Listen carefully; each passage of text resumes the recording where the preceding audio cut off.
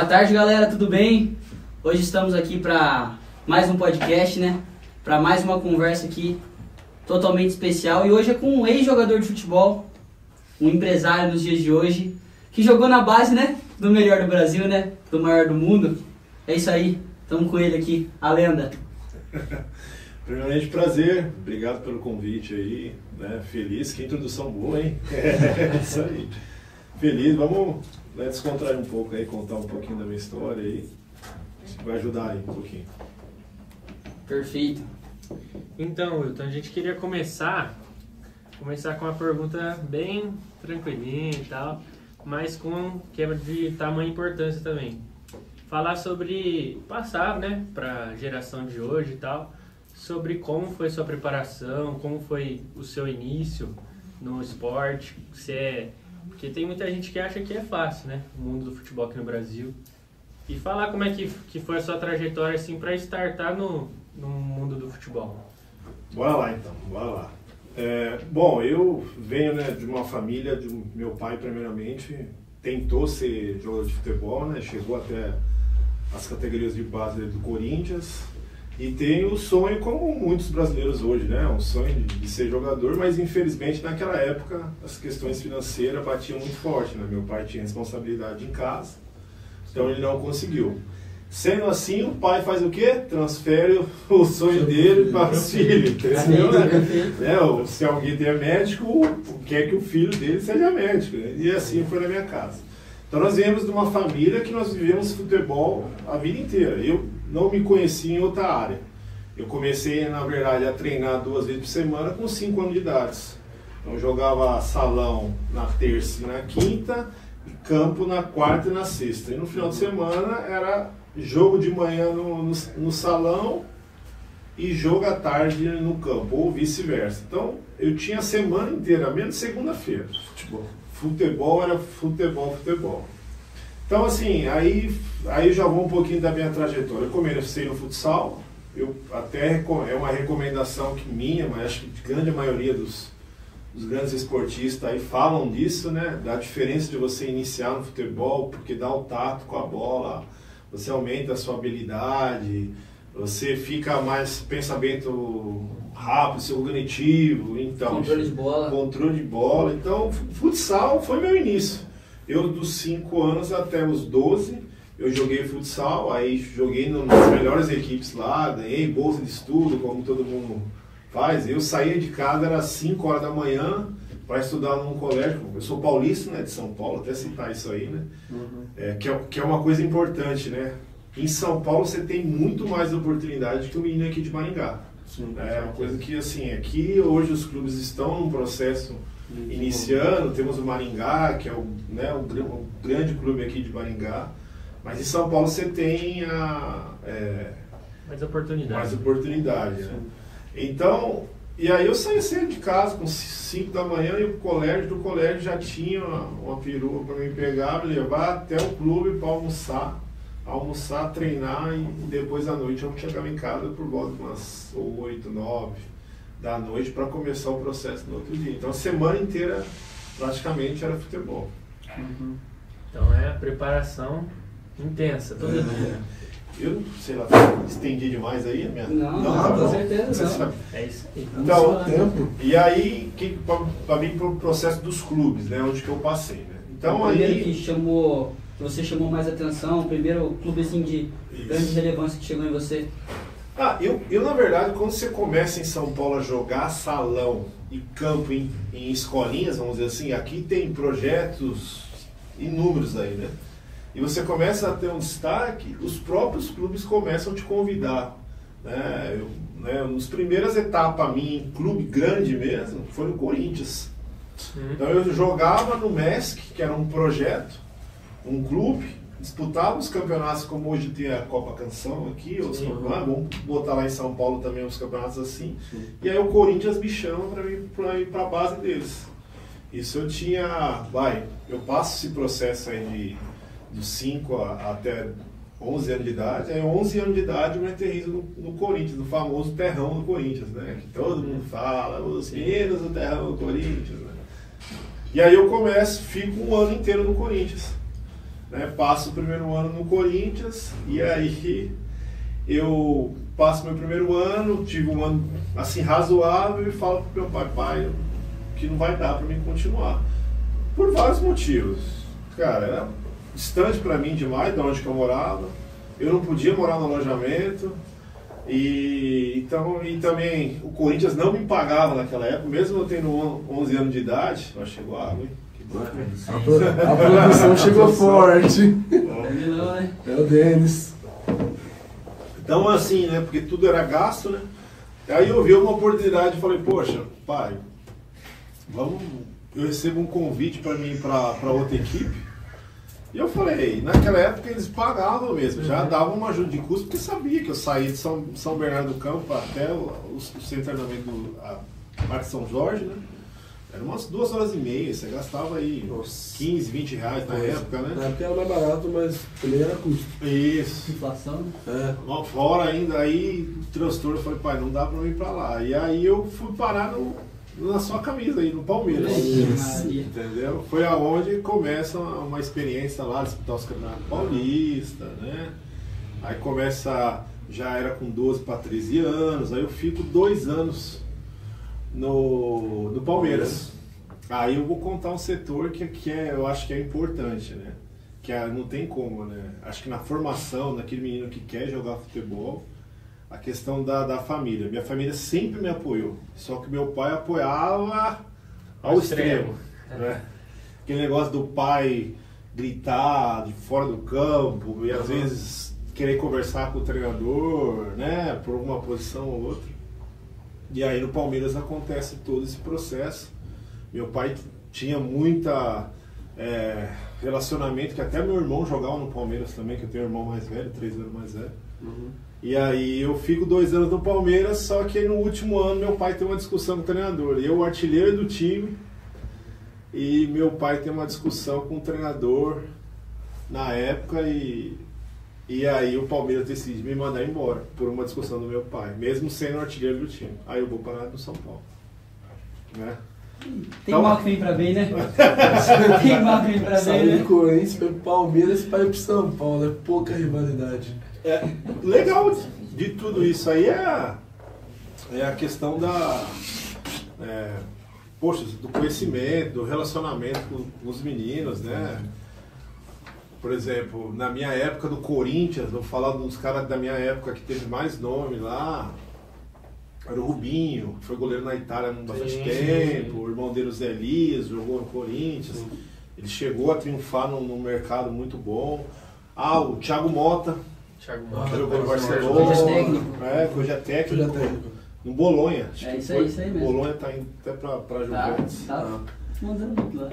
E aí, então, aí passo isso aí no Corinthians, né, com esse pessoal, e vou pro Palmeiras, aí também, onde que também tive a oportunidade de jogar com alguns jogadores ali no Palmeiras também que chegaram no profissional e tiveram oportunidade. Né?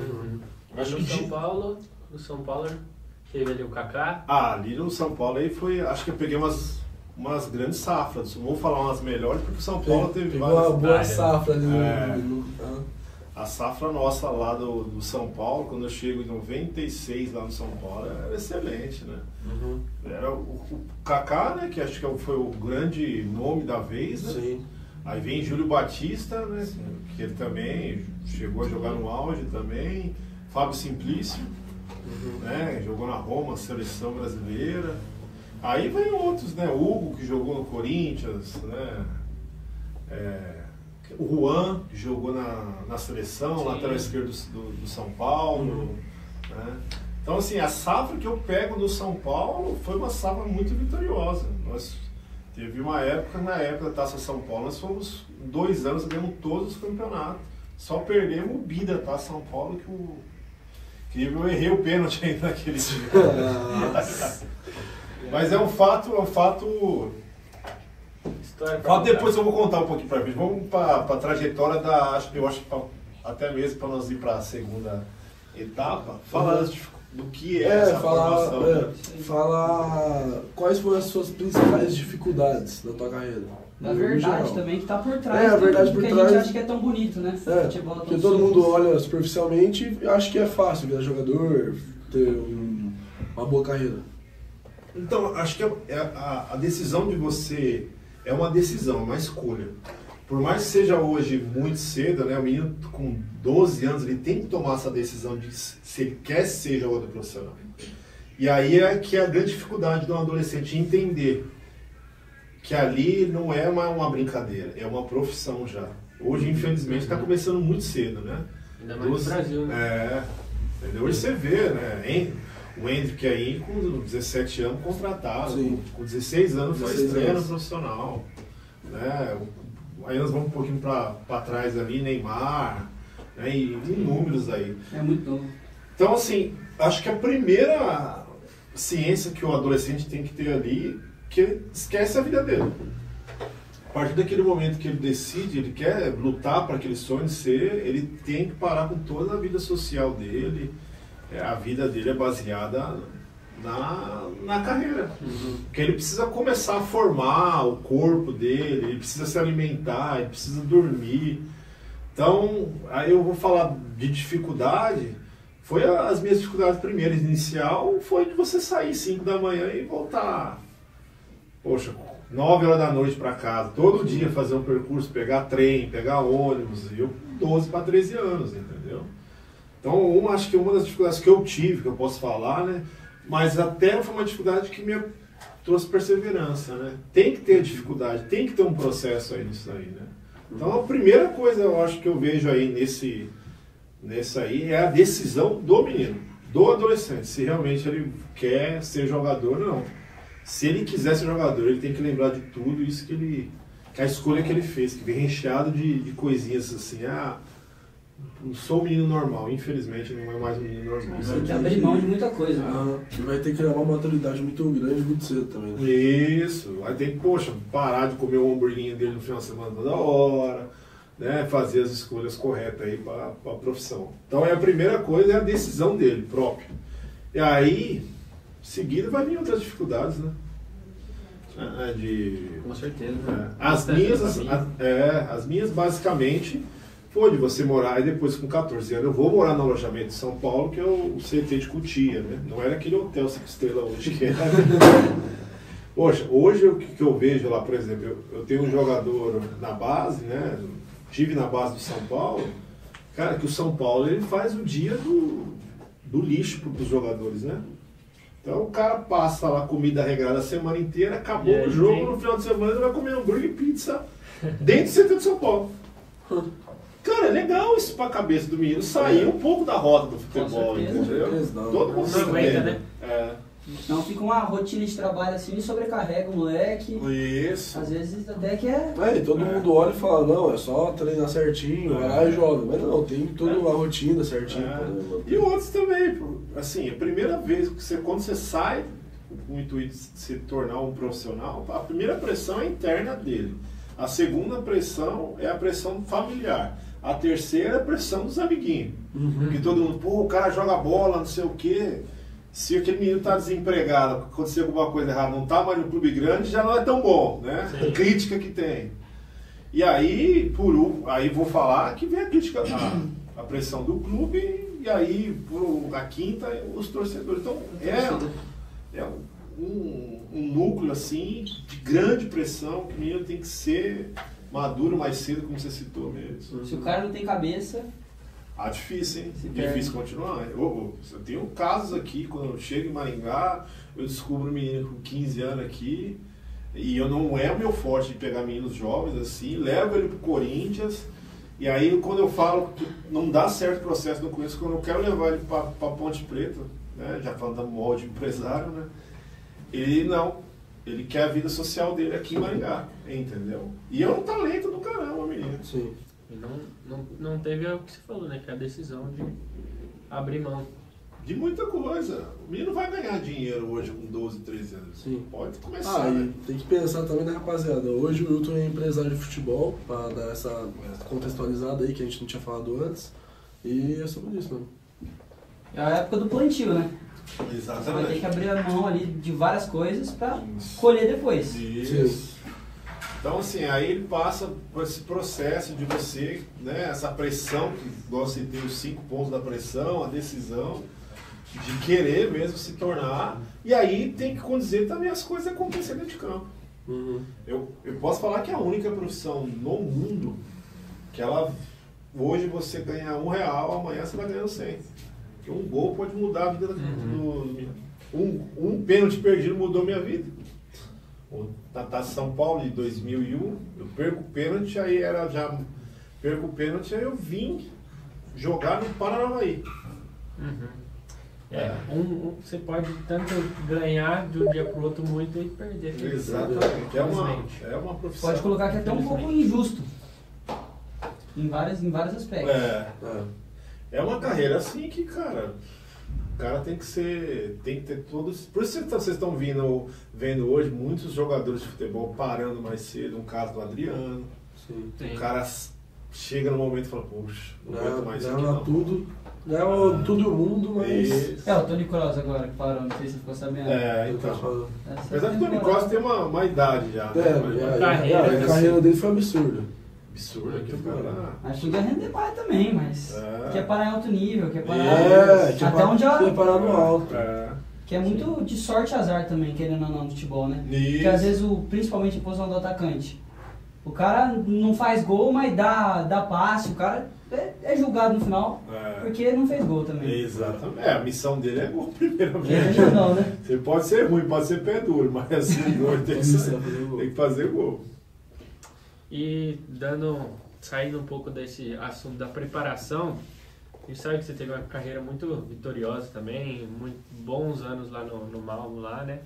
Mas partindo para o seu pós-carreira de jogador, a gente sabe que tem um percentual alto assim no Brasil de jogadores que depois que encerraram suas carreiras não tinha nenhum conhecimento, não tinha lugar para ir e acaba desistindo e não tendo mais nenhum, vamos dizer assim, fonte de renda. Nenhuma fonte de renda. E você, quando você parou com o futebol, se aposentou, você teve uma saída tranquila, teve uma parada tranquila como empresário ou teve uma dificuldade também? Contando um pouco, então, com 21 anos eu saio do país, né? Eu saio jogando uma Série B pelo Ceará e vou ter minha experiência na Europa, né? E aí, aí veio outras dificuldades lá, que até eu vou contar uma historinha mais pra frente. Mas como você já citou essa parte, a minha transição de carreira de jogador para ser empresário, claro que eu tenho um tato ali, 2 anos ali, quando eu chego a 30 anos que eu estou jogando na Turquia, eu tenho uma lesão no meu joelho, quando eu estava na Turquia, eu começo já a pensar, eu fico 7 meses parado recuperando essa lesão. Aí eu começo a pensar, cara, eu não sei se eu vou jogar mais 2 ou 3 anos aí, né? Eu sozinho pensando, eu preciso começar a pensar meu pós-carreira. E aí eu lembro um pouquinho para trás que eu tive um feeling de negócio, né? Na época que eu jogava futebol. Eu chego num clube, eu jogava no AIK da Estocolmo, da Suécia, que é um dos maiores lá da Suécia, e aí eu ouço do meu treinador falar com o diretor que precisava de 2 jogadores, um zagueiro e um atacante. Aí eu pego, caramba, eu tenho amigo no Brasil que está precisando de clube, né?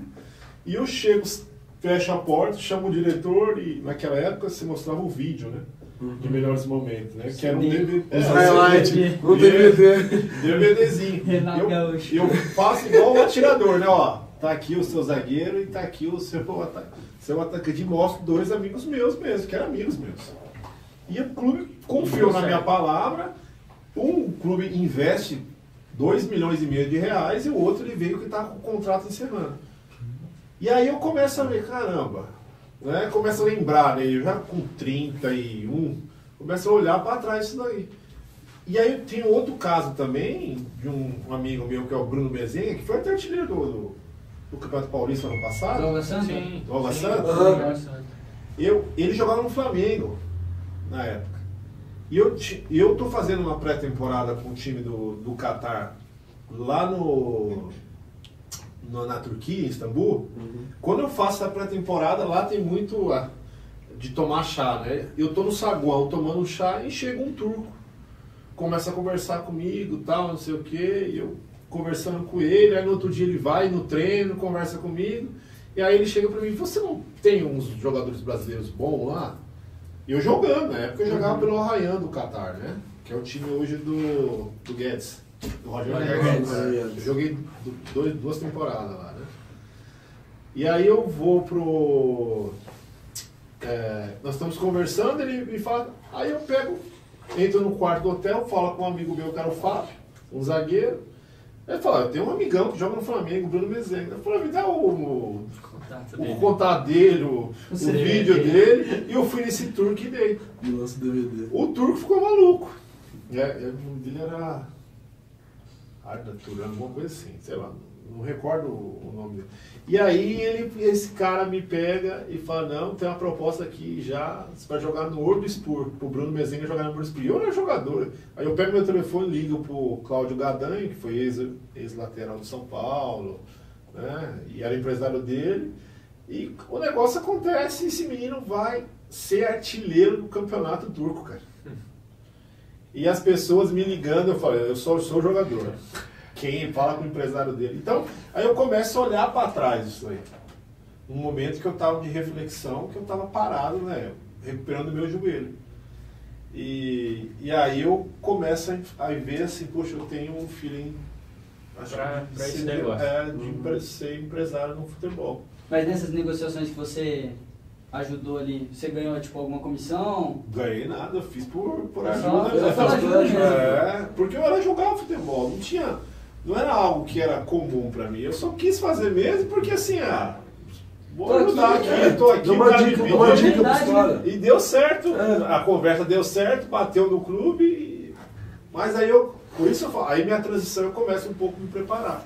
Aí eu faço curso de gestão, aí eu vou, na época que eu jogava na Dinamarca, no último ano na Dinamarca, eu começo a estudar bastante para mim buscar o máximo de conhecimento e iniciar minha carreira como empresário. Então minha transição, até minha decisão de parar de jogar futebol foi tranquila. Foi tranquilo. Mas e dos seus companheiros de clube ali, que você teve alguma experiência, tipo assim, vendo eles na transição de carreira? O que você pode falar pra gente, assim, da maioria dos jogadores, principalmente na sua época? O que eles paravam de fazer? Eles paravam de jogar bola, mas como que era a cabeça da maioria dos jogadores, assim?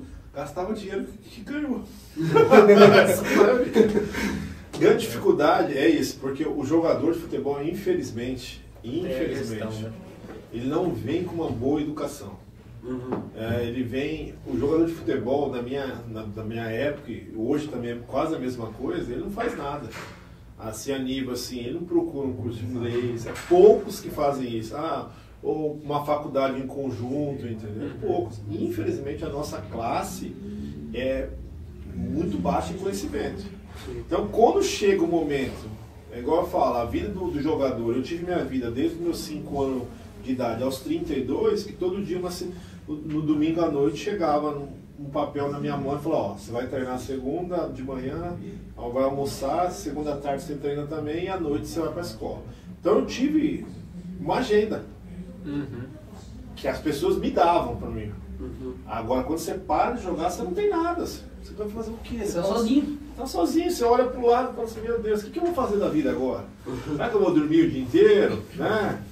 Vou jogar, hoje a nossa moda é futebol, né? Jogo futebol. Vou jogar o FIFA, que você falou, né? Vou jogar FIFA com meu amigo, né? Vou dar um churrasco na segunda-feira, Então, assim, realmente a nossa classe, ela tem essa dificuldade. A grande maioria sofre, perde dinheiro, todo o dinheiro que tem, e começa a trabalhar de um emprego, com todo respeito, todos os empregos, né? Mas mais simples, porque assim, você vai falar o quê? O cara não é formado em nada, o cara não tem experiência, que empresa que vai contratar um cara para trabalhar? Muito disso também é a preparação que vocês fazem antes, né? Não tem tempo para praticamente nada, nem você falava, saía 5 da manhã, chegava morto daí de noite. Então É difícil isso, né? Fora ainda quando você profissionaliza as coisas, que aí você não tem mais compromisso só com o clube, é com os patrocinadores, com o patrocinador que você tem em particular, entendeu? Aí fica mais corriqueiro ainda, né? E também o jogador, ele abre mão de, às vezes, terminar ensino médio, faculdade, tudo isso pra poder jogar. Daí acaba a carreira, o cara não sabe o que vai fazer, muitas vezes. E tem uns aí que ganharam dinheiro, beleza, e os que não ganharam dinheiro? Que viveram um salário mínimo aí, 1.200, 2.000, 3.000. Não conseguiu fazer Não conseguiu fazer esperando. a gestão. Essa é a maior dificuldade que tem mesmo, é encontrar, né, respondendo a pergunta mais direta, é encontrar o que realmente ele pode fazer. Né? Porque o cara sai do futebol, ou ele vai virar a ser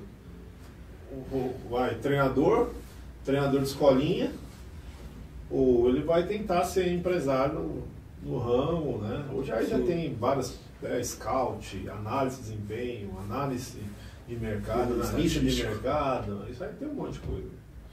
Mas ele tenta migrar para o futebol. Acho que a primeira coisa ele quer migrar, continuar no futebol. É o ambiente que ele já está inserido. É o ambiente que ele já está acostumado. É o ponto que ele já tem uma vantagem em relação a quem nunca teve esse contato direto com o futebol. Ele já sabe como é que funciona. E já que a gente entrou nesse tópico de dinheiro também, como é que foi, tipo assim, o seu primeiro contato com dinheiro? Você comentou que antes você jogava nesse clube menor, que eu esqueci o nome que você falou, mas que você nem recebia para jogar. E quando, tipo assim, pela primeira vez que você recebeu um salário alto, um salário assim que já deu uma assustada, uma animada, como é que foi sua reação? Como é que foi, tipo, esse primeiro contato com dinheiro? Assim, você chegou assim, já tô ganhando mais que meu pai. Já tô difícil não.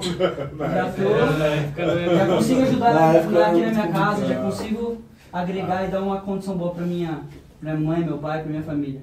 Então, eu vim desde sempre com esse princípio, né? O primeiro salário meu, vou falar assim, foi R$180, que eu ganhava da Eurosport, isso com 7 para 8 anos, né? Que eles pagavam para me ajudar. Então, eu sempre ajudei em casa, desde o começo. Mas aí vamos para a parte mais profissional, né? Hoje, o futebol está se pagando muito mais que na época.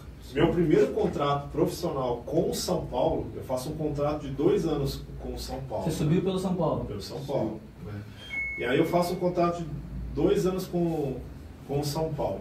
Meu primeiro salário no São Paulo era R$700. Aí eu tinha o segundo ano era R$1.100, né? Então assim, se eu falar que foi 99, acho que foi 99 que eu profissionalizo no São Paulo. Eu faço contrato de 2 anos e depois eu faço mais um contrato no último ano. Aí o meu salário de 1.100 vai para R$1.700. Hoje o cara sobe ganhando 10 pau. Mas 700 conto naquela época, tipo, era mais coisa. Hoje em dia 700 conto é uma chuteira. É isso mesmo. Hoje em dia 700 conto é uma chuteira. Desculpa, mas eu tenho um jogador na base hoje que ganha R$12.000. Na base. Não dá nem para comparar os valores, né? E o São Paulo tinha esse processo, o jogador, se ele chegasse a estar no grupo do profissional, assim, entre os 18 selecionados, o salário dele já passava para 6. Se ele chegava a jogar 12, nós tínhamos tudo isso já, o São Paulo tinha um plano uma tabela de... Então assim, aí começa esse processo. Quem que era o treinador na época lá? Eu peguei, o primeiro foi Vadão, peguei eu esqueci aqui, que é Leverkusen, que é aqui de Curitiba. Peguei o Leverkusen, acho que foi o cara que tive um pouquinho mais de força ali. Acho que foi esses dois. Assim, Muricy você não chegou a ter muito contato assim? Não, Muricy ainda Muricy não. Eu peguei o Pita, aí vamos falar de treinadores da base, né? Pita, tem o Visoli que trabalha hoje como auxiliar hoje no São Paulo, que é o treino de São Paulo, ele é da minha época também. O Muricy não peguei, porque o Muricy na época que eu estava no São Paulo, ele estava no Inter. Ele era do Internacional, ele faz processo lá no Internacional. Então, assim, meu primeiro contato vai para 1.200, mas onde que eu comecei a ganhar um pouquinho mais de dinheiro, né? Aí depois eu vou jogar. Eu jogo saio de São Paulo, vou jogar uma Série A pelo Criciúma, não ganhava muito, ganhava R$3.000 lá, e jogando Série A, hein? Sim. Entendeu? Mas já foi uma diferença boa pro São Paulo já. Aí eu vou jogar uma Série B, jogo um Paulistão pelo União Barbarense e jogo uma Série B pelo Ceará. Quando eu vou pra Suécia, que aí todo mundo fala, o cara vai jogar na Europa, todo mundo acha que vai ganhar dinheiro. Milhões. Só que eu não vou pelo caminho primeiro, né? Que é o cara que vem aqui, compra, né, os jogadores e tal. Eu vou pro caminho inverso. O cara me faz um convite de fazer uma avaliação num time da segunda divisão da Suécia. Então você foi fazer como se fosse uma... Você foi no tiro às cegas. Tiro às cegas. Pra tentar e tipo... Pra tentar mudar minha rota. Porque aqui existe uma cultura no futebol que até hoje reina ainda. Jogadores que ficam desse intermédio, entre Paulistão, Série B e Série C. Sim. E eu tava começando a ficar nessa rota. E aí você não sai muito para ganhar dinheiro. Não tem mais tanta oportunidade. Né? Você vai ficar jogando aqui, ó. Você fica setorizado. Seu salário vai aumentar ali, mas ver dinheiro mesmo, assim, igual você tá falando. Difícil. Mas eu fui ver dinheiro no segundo ano meu da Suécia. Quando eu sou vendido do Gotemburgo para o AIK Estocolmo. Aí eu comecei a ganhar um pouquinho mais de dinheiro. Esse AIK Estocolmo é um dos maiores lá da Suécia. Então você estava no time de menor expressão, começou a render, os caras viram você, já pegou. Aí eu cheguei na Suécia em 10 anos eu fiquei lá, né? 2000, isso aí. Bom, eu chego na Suécia e sou vice-artilheiro do campeonato e melhor jogador do campeonato. Aí esse clube me compra. O AIK me compra e aí eu começo a ter uma trajetória maior. O AIK já é um clube que leva 33 mil pessoas por jogo. Tradição. Um clube tradicional. Daí que começou a pressão da torcida, aí que você começou a sentir de verdade que era futebol na pancadaria. Aqui eu já tinha né, porque eu joguei no São Paulo, tinha essa questão da torcida, né? Já tem essa força toda. Aí eu vou jogar no Criciúma, que você vê o Criciúma hoje, o estádio do Criciúma inflama, a torcida também. Sim. Mas aonde que eu sinto torcida mesmo? No Ceará, né? O Ceará eu nunca vi uma torcida tão apaixonada como essa. Não, os caras do Ceará realmente, eles lotam o estádio e tipo assim, é paixão pelo time. Nossos treinos às vezes eram 3 mil pessoas do treino. No treino sem coisa. Entendeu? O cara ali, você saía do treino lá, parece que você estava saindo de uma multidão, né? Então, assim, aí eu tive esse contato com torcida aqui no Brasil e vou para esse segundo contato com o AIK, que era aí tem hooligans lá, é uma loucura. Lá se você perde um clássico, o cara picha a sua casa, vai no seu treinamento. Já passou por algumas situações assim, já? Passei aqui no Ceará, as primeiras vezes que eu passei. O Ceará naquela época não tinha a estrutura que tem hoje, né? Então o time nosso era um time que lutava para não cair. E aí nós vamos jogar um jogo contra o Joinville na Série B e perdemos de 4-0 lá. Quando nós voltamos no aeroporto, a torcida esperando para dar porrada, apanhamos lá. Sai correndo pro lado, se esconde no outro. Se esconde no meio da multidão. Entendeu? Aí você fica perdido. Tira a camisa, entendeu? Então, mas e aí, você está contando aí do Ceará e tal, e como foi você sentir, se você que jogava jogava aqui no Brasil, você sentir jogar uma Champions League, por exemplo? Cara, isso aí foi um sonho de criança, né? Uma época pra mim, memorável, chegar num ápice, né? Eu gostava muito de ver na época o futebol internacional, porque eu tinha um sonho de criança, poxa, eu não quero jogar muito tempo aqui no Brasil, eu quero triunfar lá fora mesmo, isso era o meu maior sonho. Aí você chegar no nível que você chega, né? Você escutar a musiquinha que todo mundo escuta hoje, né? Quando você vai ver. Cara, um sonho de criança, não tem o que falar. É algo assim indiscutível pra vida, né? Eu não sou um contador de história, mas assim, é uma fase maravilhosa que eu vivi, né? No AIK você já chegou a jogar Champions? Não, nós chegamos à Europa League lá. Aí no Malmo, sim. Porque eu saio do AIK, eu vou jogar no Al Rayyan. No Al Rayyan do Catar. Quando o futebol do Catar começa a andar, né? Interessante no Arraial, quando eu chego lá, eu não sabia nem que time que eu ia jogar, porque eu fui comprado pelo Comitê Olímpico, né? Que era o organizador do campeonato. Quando eu chego lá, aí quando eu vou chegar lá, o cara falou, me pega no hotel, depois de feito os exames médicos, assinado o contrato, ele me leva pro campo de treinamento do Arraial. Quando eu chego lá, eu dou de frente com o Paulo Autuori, que é um dos treinadores renomados no futebol mundial. Hoje ele é coordenador técnico do Curitiba, né? E aí o Paulo Autuori falou, nossa, brasileiro aqui, né? Nem sabia, eu tava chegando perdido. Sabia nem onde que tava. Nem onde que tava. Primeiramente, quando eu vi, né, meu empresário, o Oliver Cabreiro, que é um sueco na época, ele me oferece e fala assim, ó, tem uma proposta pro Qatar. Eu falei, Qatar? Onde que é isso aí, né? Aí você ganha mais dinheiro do que você ganhava ali na Suécia. Ali foi o meu ápice financeiro. Igual quando lançaram onde ia ser a Copa do Mundo, Qatar, ninguém sabia onde era Qatar. Exatamente. Só ficou conhecido por causa tanto que assim, aí você vai pegar lá os jogadores que jogavam na época, né? Samuel Lamouche, que era um francês que foi campeão em 98 contra o Brasil, jogava pela seleção francesa. Aí você pega os irmãos De Boer, que são os holandeses lá, jogaram tanto tempo na seleção, né? Aí no meu time tinha o Roque Júnior, campeão mundial, Fumagalli, jogou Guarani, Sport, Thiago Ribeiro, que foi aqui de São Paulo campeão mundial, entendeu? O Fernandão, aí Ricardinho, jogou no Corinthians. Puxa, lá no Qatar é uma chuva de estrelas, na verdade. Sim. Então, aí eu vou pra lá sem conhecimento nenhum. E aí conta a comissão brasileira, os jogadores brasileiros, eu fico feliz pra caramba, me senti em casa. E você fala que você passou por esses times aí e tal, e você sofreu muito com a língua? Lá... Foi o primeiro impacto. Eu acho que essa é outra coisa. O menino que quer jogar fora do país, ele tem que se preparar antes. Ele tem que fazer o inglês dele lá. A maior dificuldade minha foi essa. Porque assim, até para pedir uma água, você tinha que fazer mímica para o cara entender que você queria água. Mas você foi sem saber nada de inglês? Nada, nadinha, não sabia, mas só o... Foi o 100%. Só o bye-bye, hello e acabou. Tanto que eu tenho experiências duras lá no começo, né? Quando eu chego nessa equipe, a nosso centro de treinamento era numa montanha. E lá não chegava ônibus, né? Lá, e eu ia de ônibus treinar, né?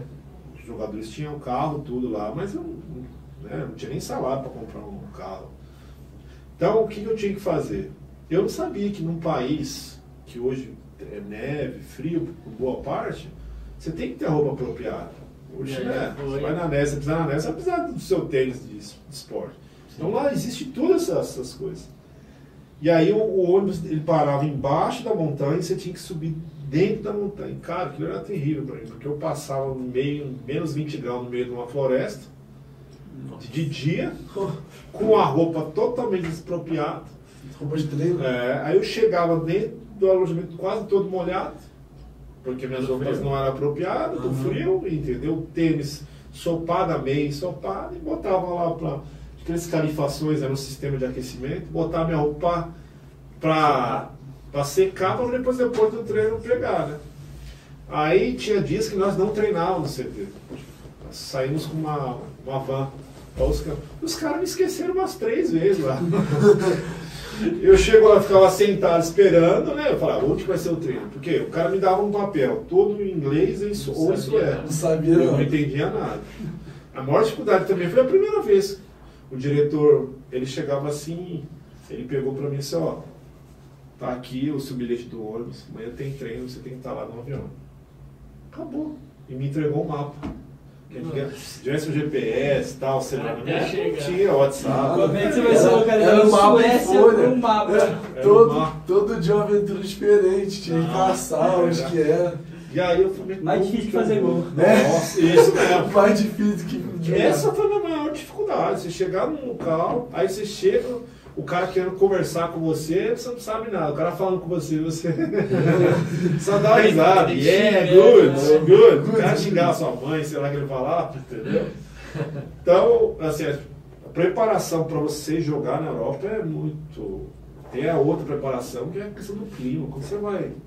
Aqui no Brasil não se clima em Maringá. Se nós for ali Já reclamamos, já se foi em São Paulo do frio. Imagina se nós passávamos lá 6, 7 meses aí, né? Menos 15, por aí, entendeu?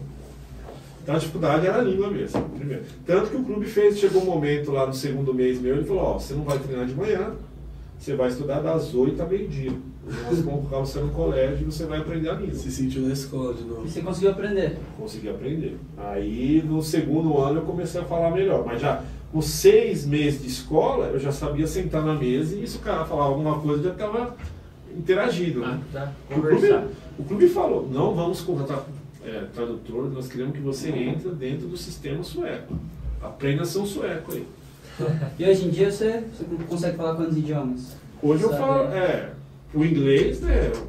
Eu acredito que perto da perfeição, o sueco, o espanhol é o portunhol, e o português ruim. O portunhol. Às vezes quando a gente aprende, a gente sabe falar melhor outro idioma do que o nosso, né? Que aqui a gente vício de linguagem. E o português ruim. Mas aí foi essas experiências são duras no começo, bem duras mesmo, né? O clima, a questão, né? Aí eu vou sozinho primeiro, depois eu venho pro Brasil, caso, levo a minha esposa, aí você tem uma responsabilidade a mais, né? Poxa, a minha esposa ficava o dia inteiro em casa e eu tava quase o dia inteiro fora, né? Então eu chegava em casa, era cheio de energia e eu vou dormir, cansado, entendeu? Então assim, eram essas dificuldades, aí amigos, né? Pô, eu entrava mudo e saía calado do treino, né? Eu queria que aquilo acabasse logo para chegar em casa, para mim ter alguém de confiança para conversar, entendeu? O treinador ia falar, hoje vai ser vídeo, né? O cara ia mostrar o vídeo. Nossa, eu quase dormia, porque não entendia nada. Né? E ele falava assim, Wilton, você tá entendendo? Eu, good. Yes. Eu só sei que eu tenho que chutar pro gol, né? Mas a parte tática, assim, também foi uma dificuldade que você teve para conseguir entender tudo que o treinador queria passar para você? Parte tática, você entender que o futebol lá não é igual ao do Brasil.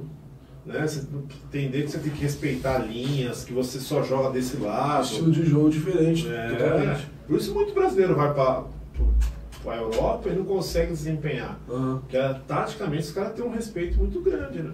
Gabigol. Um exemplo. O Gabigol é um exemplo. É difícil, né? É complicado. E passando assim pela sua carreira, como é que você veio parar aqui em Maringá? Então, olha que interessante, você vê como o futebol mudou muito a minha vida, né?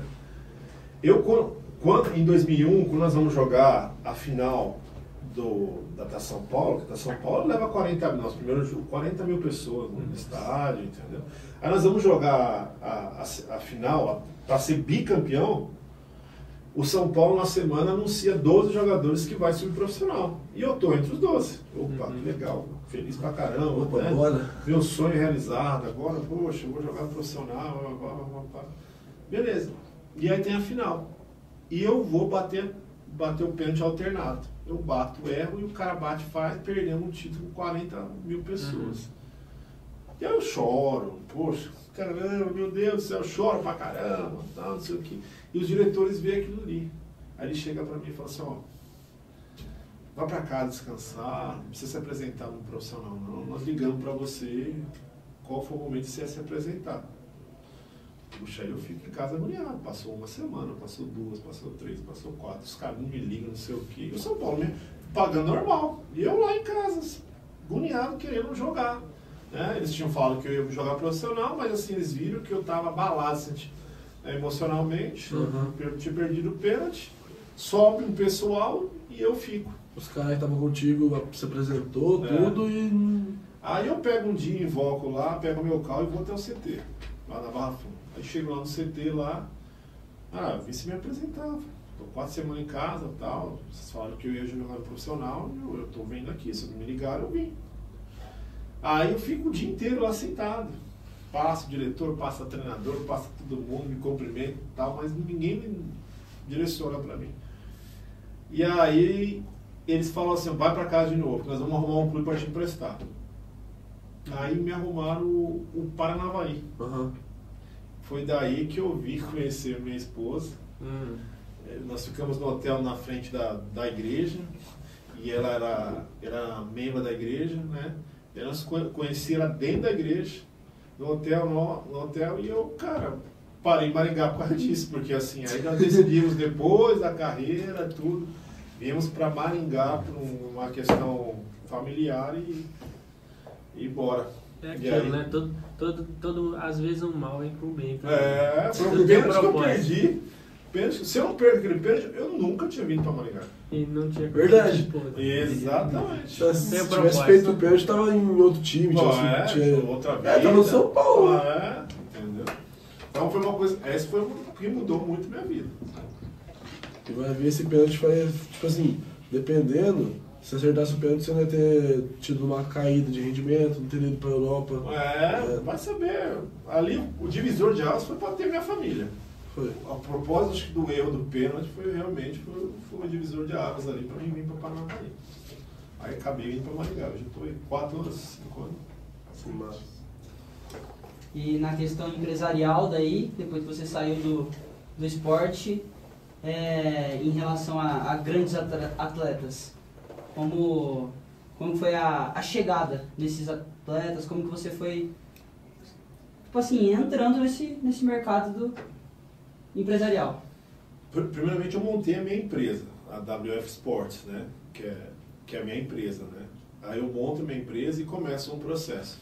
Aí eu recebo um convite para ser sócio de uma empresa chamada Luz Esporte, que era com a sede de Curitiba. Aí eu sou sócio dessa empresa durante 5 anos. E nesses 5 anos, cara, nós tivemos êxitos pra caramba de jogadores, né? Que estão aí no renome hoje, né? Aí nós vamos falar do Ranieri, que está no Corinthians, né? Nós trabalhamos com ele por volta aí de 3 anos, aí, menino sensacional. Mas na época ele jogava no Penapolense, equipes bem menores, né? E hoje ele está no Corinthians. O Tadeu... Que também é pequeno, né? Vamos discordar.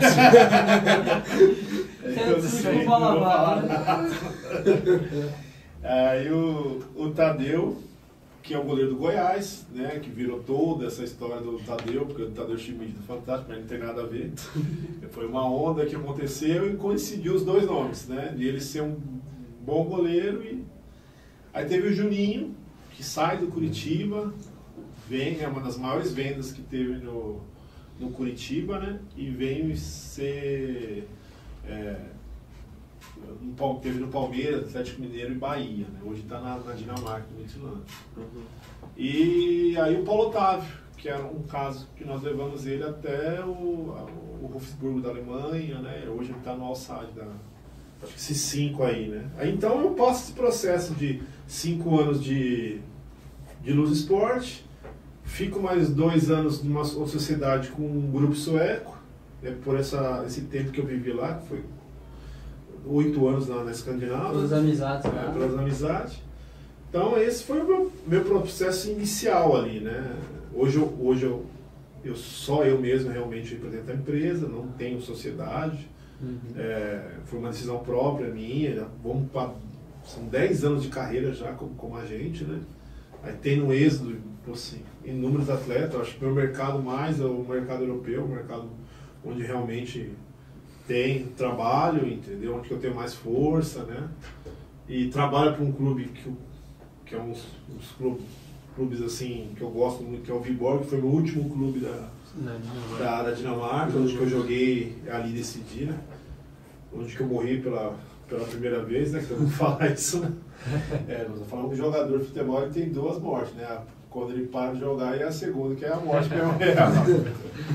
Então, assim, foi um processo legal. Não sou um fã de trabalhar com jovens, muitos jovens, assim, 14, 15 anos. Eu gosto mais de ter jogadores que estão pré-profissional, com 17, 18, onde eu posso dar uma resposta financeira para a família, onde ele pode ter um contrato profissional. Eu acho que aí está completando 18 anos, ele já é maior de idade, ele responde pelas as suas decisões. Entendeu? Ele já tem um pouco mais de maturidade para poder ter uma conversa útil e com objetivo com você. Porque você trabalhar com meninos de base, você vai sempre trazer a família junto. E esse é um processo que é muito difícil, porque tem o pai, a mãe, a tia, o tio, o primo. Tem que lidar com todo mundo. até o cachorro vem lá e morde você se você fazer alguma coisa que... Então, assim, a minha ideia sempre foi, né? A minha filosofia, por ter jogado futebol nas categorias de base em times grandes e ter ido para a Europa. Minha filosofia sempre foi essa. Jovens, valores para a Europa. Acho que a ideia era número 1 minha. E, assim, no futebol, para você, qual foi o momento mais marcante, mais inesquecível que já teve assim, na sua carreira? Que você fala, cara, ali foi um momento que eu nunca mais vou esquecer.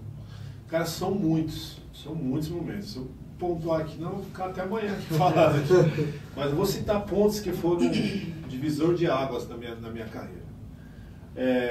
Eu acho que eu tive uma passagem a minha decisão de ir para a Europa primeiro, mesmo sabendo que eu não ia ganhar muito dinheiro, mas acho que ali minha chegada para a Europa, ser humilde de querer aprender, mesmo assim algumas pessoas zombando de mim, né? Às vezes racismo que eu passei, e aí eu acho que essa decisão. Agora vamos falar de temas importantes assim que eu sei que todo mundo gosta, né? Gol importante, um momento importante, um contrato. Eu acho que meu contrato, quando eu saio do AEK, eu saio muito bem, eu saio em alta. O clube tem a remuneração dele que ele merecia por ter investido um valor em mim. E aí eu chego no Al Rayyan, foi onde que eu tive um contrato muito bom, que muda a história financeira da minha família. Eu falo família, né? Sim. Até parentesco, pai, mãe, todo mundo. Né? Daí você conseguiu ajudar? Assim foi... Eu já ajudava desde antes, desde não, sempre. Certeza, né? mas eu ganhava aceito, aquele compra casa, aí compra casa para pai, para todo mundo. É um sonho, né? Carro, enfim. Realiza os sonhos dos familiares. Mas assim, eu tenho 2 momentos assim que eu acho que são marcantes. Eu tive um ano, quando eu chego do Al Rayyan e venho para o Malmo, eu chego como chegou o Ronaldinho no Flamengo, um exemplo assim, para você entender. Poxa, um cara que teve muito sucesso no futebol sueco, ele sai e volta para um dos maiores clubes do futebol sueco. Que era um dos maiores rivais do AEK também? Exatamente, entendeu? Tanto que os caras, cara, minha sala de morte, a torcida do AEK. Falou que você virou a casaca. E teve os caras jogo. Se voltasse, né? Era o que todo mundo esperava. Todo mundo esperava, né? igual o Ronaldinho, quando voltou pro Brasil, todo mundo achava que ia voltar pro Grêmio, nada. Voltou no Flamengo, tomou ameaça de morte. Foi proibido de entrar no estádio do Grêmio, foi tudo. E aí até um dia, no jogo, nós jogamos contra ele, tanto que eu chego na véspera da partida contra o AEK. Aí eu falo pros caras, não dá pra mim ir lá não. Porque eu tô recebendo muita coisa aqui e eu falo que eu falei, não vou jogar. Pode me deixar no ir mal. Aí os caras, não, entendeu? E aí tem polícia, tal, isso aqui, porque eu fiquei preocupado, porque realmente a torcida do AEK tem uma história de louco, entendeu? Você nem foi no jogo então, Não foi no jogo. Fico fora do jogo, fico mal. Viu pela TV. Quando nós temos outro jogo já do segundo turno contra eles, e aí nós ganhamos de 4-0, eu faço 2 gols. Nossa. Aí eu pensei que o caso já tinha acabado. Eu falei, pô, acabou. Aí começou. Aí começou de verdade. O burro aqui, sabe o que vai fazer? Ele vai lá, quando nós tínhamos um espaço de carro que passa então não perto, mas eu paro meu carro e vou até a torcida do AEK falar com eles. Porque eles estavam sempre me xingando e tal, chamando de Judas, que era um traidor. Apelidinho. Rapaz, mas não deu nem pra conversar. Quando eu cheguei, já começaram a tacar coisa, garrafa, em cima de mim, eu já corro pro cara e não tem jeito. Deixa quieto. Mas aí, só para me contar do momento. Eu tenho um momento ruim em 2019, quando eu volto do Catar para a Suécia, de readaptação. E aí saem as matérias todinhas da Suécia. O grande fiasco do futebol sueco, o Wilton, ídolo que veio para cá, mas não mostrou nada. Aí eu volto em 2010, no segundo ano de contrato, aí eu mostro internamente, falo assim, vou mostrar para todo mundo que eu sou aquele jogador de antes. É um pouquinho de água? Com gasto. Pode ser. Aí faço um grande ano. E aí Deus me presenteia de uma coisa. O último gol do campeonato contra o maior rival do Malmo, que estava disputando primeiro e segundo. Tem um vídeo maravilhoso desse jogo. E aí eu faço o gol de 2-0, perdão, aos 92 do segundo tempo. Aqui eu explodi ali. Nossa. Isso foi um dos momentos. E o título pra vocês dele. Aí o título foi para nós, entendeu? Nós somos campeão sueco em 2010. Absurdo. Aí eu consigo, de tudo que a mídia me detonou em 2009, e eles me colocam um pedestal. Aí eu fui o melhor jogador do time, do campeonato, a seleção do time, ganhei os prêmios, tudinho lá, e consigo dar a volta por cima. Você pediu uma licencinha aqui, ó, pedir pra produção aí colocar o vídeo ali pra gente. Vê se consegue. Do gol aí. Né? Eu acho que vai ter que ser Malmo, escrever Malmo. Conseguiu colocar o espelho no negócio? Tá esperando. Então, Já tava, Deixa eu ver se eu acho que eu vou conseguir mais rápido. Tem cortes aí. Ele é mais útil que você. Tô brincando.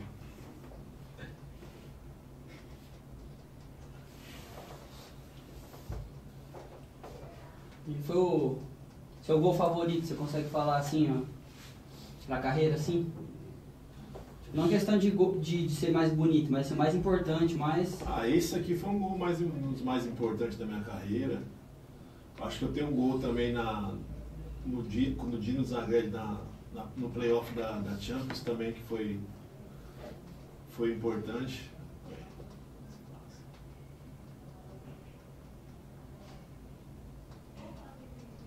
Mas esse foi um dos gols importantes da minha carreira, sim.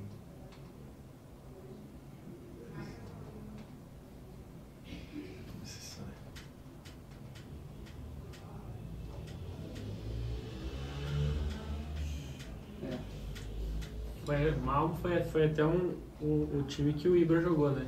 Exatamente. Aqui, ó. Não, mas aqui tá o jogo inteiro. Mas esse olha o meu semblante do rosto que eu tava. Bota o Coloca jogo ele e inteiro. bota ele no final do... Daí Mas tem um vídeo que eu acho que é a coisa mais linda esse vídeo. Não tem problema não, vocês estão cortando tudo aí, né? Tá. Essas partes eu corto. Não exagera também, né, campeão?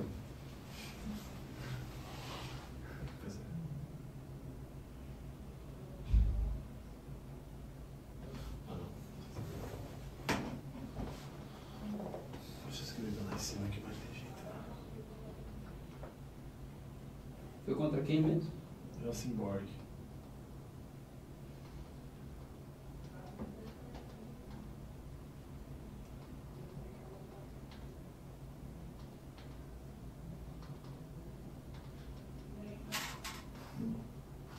Helsingborg, né?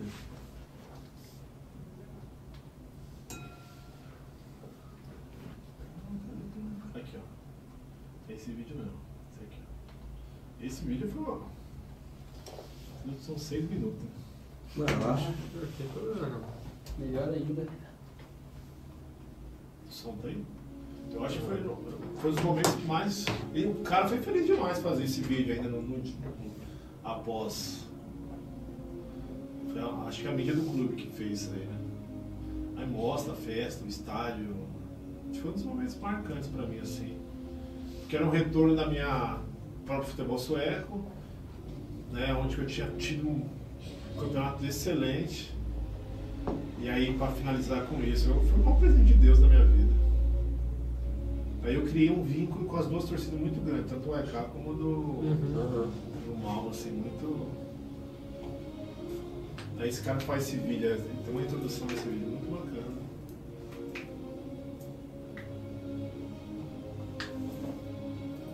Esse jogo você começou de titular já? Mas aí você foi titular desde o começo, não é uma confusão.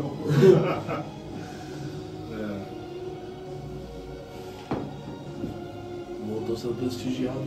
Nossa, a torcida. Ele é torcida.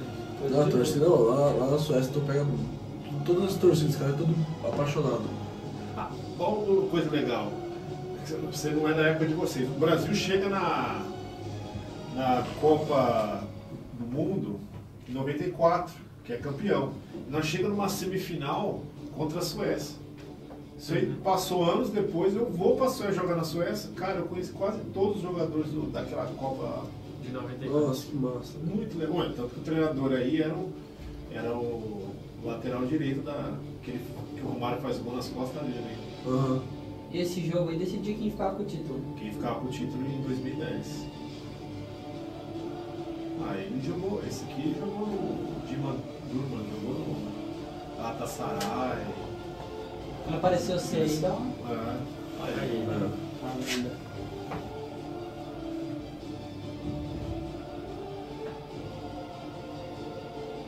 Você tinha quantos anos aí, né?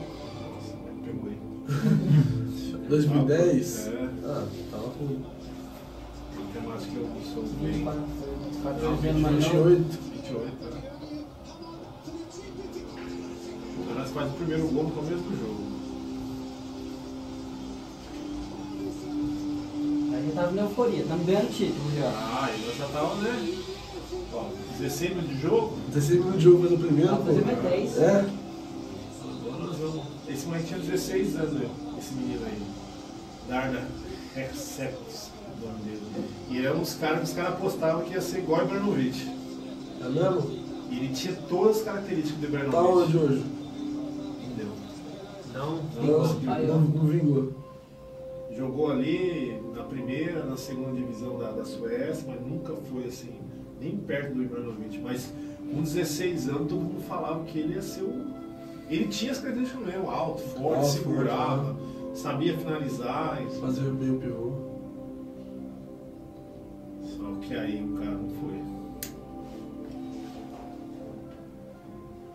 Dependendo do cara, se você dá muita mídia muito cedo, o cara não consegue. Então, É a Às vezes- pressão lá que a gente falou. então, é o que a gente tinha falado. Às vezes é pressão, às vezes é falta de responsabilidade. esse foi um caso que, puxa vida, cara, para pra pensar, falando, nossa, como o cara não conseguiu, velho.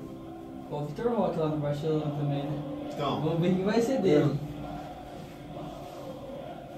Vitor Roque Aí foi. torci depois de louco, né? O cara que não compara com o de São Paulo, né? mas assim, você já foi na vila já? Você já sentiu a atmosfera?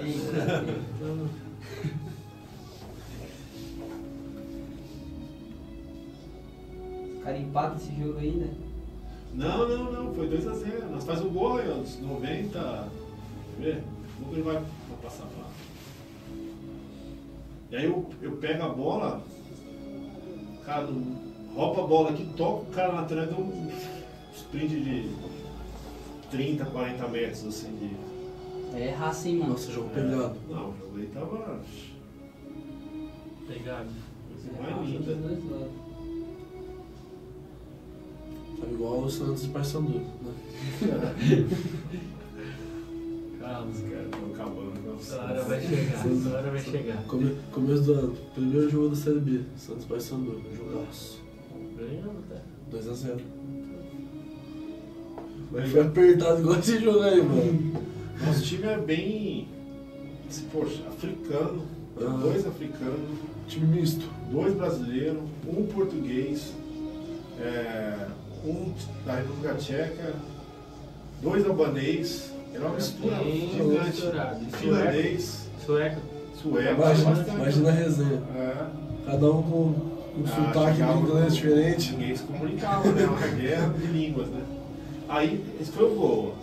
Aí eu apareci aqui na câmera, eu tinha roubado e tocado a bola.